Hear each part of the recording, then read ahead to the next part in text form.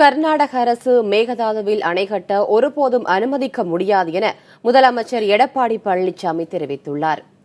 சேலம் மாவட்டம் இடைப்பாடி நகராட்சி 50வது ஆண்டு விழாவை கொண்டாடுவதையொட்டி பொன்விழா நினைவு தூணை முதலமைச்சர் திறந்து வைத்தார்.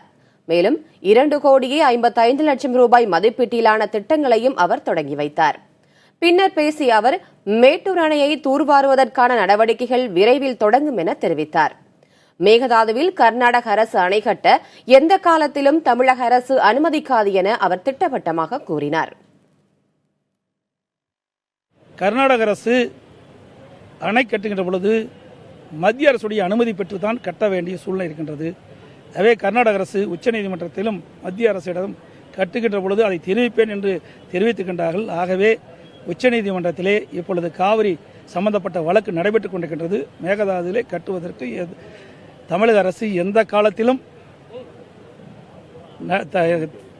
அனுமதிக்காது என்பதை இந்த நேரத்தில் தெரிவித்துள்ளேன்.